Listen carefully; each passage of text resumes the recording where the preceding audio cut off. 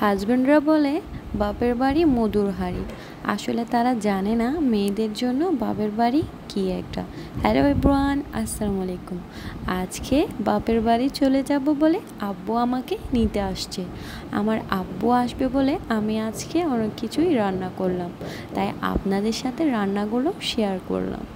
আমার আব্বুর জন্য আমি পটল আর রান্না করেছিলাম, পরুল সাথে রান্না করেছিলাম, গরুর ব্রেন আরও ফিশ রান্না করেছি, সাথে রান্না করেছি মুরগি আর গরুর মাংস তো ছিল।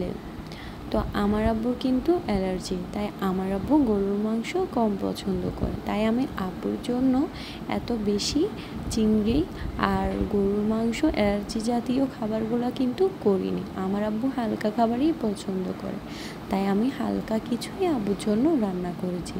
খাওয়া দাওয়া শেষে কিন্তু আমি আমাদের বাড়ি চলে যাব। বাপের বাড়ি যেতে কার না ভালো লাগে। মেয়েদের বিয়ের পর কিন্তু বাপের বাড়িটা কিন্তু অনেক পছন্দের একটি জায়গা।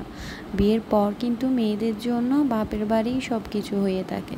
কাজ শেষ, শ্বশুরবাড়ির কাজ শেষ করেই কিন্তু আমি রেডি হতে চলে যাব। আব্বুর জন্য কিন্তু একটু ভর্তাও বানিয়েছিলাম, তাঙ্কুনি পাতার ভর্তা বানিয়েছি, সাথে একটু তাঙ্কুনি পাতাকে ডাল দিয়ে রান্নাও করেছি। আমার আব্বু আবার তাঙ্কুনি পাতা অনেক পছন্দ করে, ভর্তা তো সাথে আরও বেশি। আব্বুর পছন্দনীয় খাবারগুলো রান্না করতে মেয়েরা অনেক বেশি পছন্দ, কারণ বাবা কিন্তু মেয়েদের জন্য অনেক কিছু।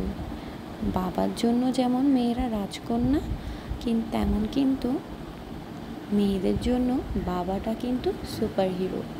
তাই বাবার জন্য এত কিছু রান্না করে আমি নিজেই কিন্তু অনেক খুশি। আব্বুর জন্য চাইলে আরও অনেক কিছুই রান্না করতে পারি, কিন্তু আব্বুর পছন্দনীয় খাবারগুলো রান্না করতে বেশিই ভালো লাগে। মানুষ তো বলবে এইটুকু রান্না করে তুমি অনেক কিছুই রান্না বলছো।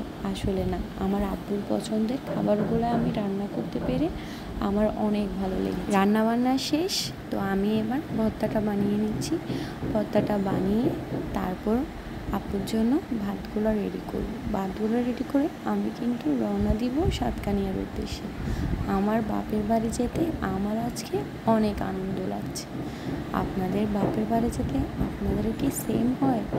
যাদের আমার আপুরা অবশ্যই বলতে পারবে। তাই আপুদের উদ্দেশ্যে একটা কথা বলি, আপুরা আমাকে কমেন্টে জানাবেন কার কার বাপের বাড়ি যেতে ভালো লাগে। আমার কিন্তু বাপের বাড়ি যেতে অনেক ভালো লাগে। শ্বশুরবাড়ি অনেক দিন থাকার পর যখন বাবার বাড়ির দিকে রওনা হই, তখন মনে হয় কখন পৌঁছাবো এই প্রশ্নটাই মনের মধ্যে কিন্তু দৌড়াদৌড়ি করে। এই যে আমি বের হয়ে গেলাম,